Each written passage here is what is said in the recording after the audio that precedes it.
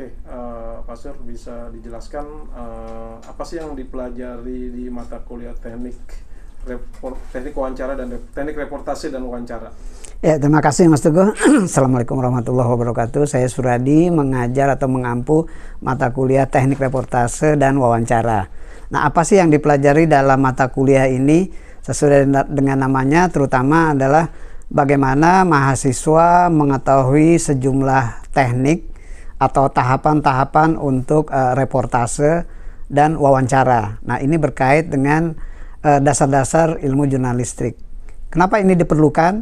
Karena dalam berbagai kegiatan konten atau wawancara atau kita webinar, kita pasti memerlukan apa yang kita sebut dengan wawancara. Sebelum wawancara, mahasiswa atau kita perlu mengetahui teknik atau tahapan-tahapan reportase dan wawancaranya. Nah, dalam mata kuliah ini saya lebih banyak juga mempraktekkan teknik reportase.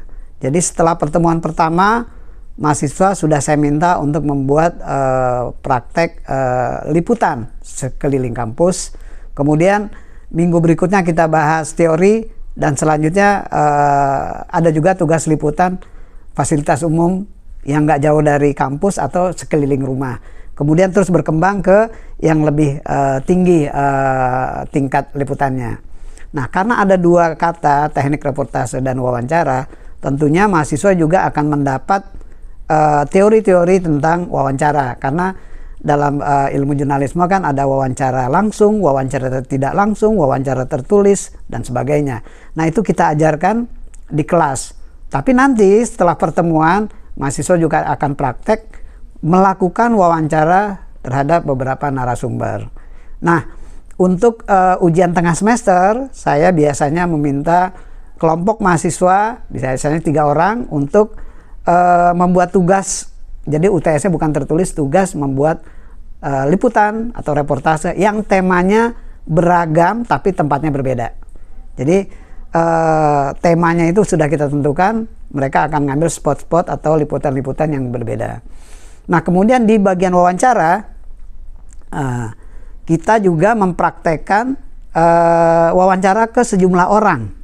Mula-mula kelompok, kemudian kelompok itu diperkecil, dan terakhir di ujian akhir semester, mahasiswa akan berkelompok 2 orang, mendapat narasumber yang tentunya saya sudah tentukan narasumber yang bagus, yang berkualitas, yang sebenarnya bisa jadi ini punya nilai berita, artinya sama dengan mahasiswa itu udah sama dengan reportase di lapangan seperti wartawan yang sebenarnya.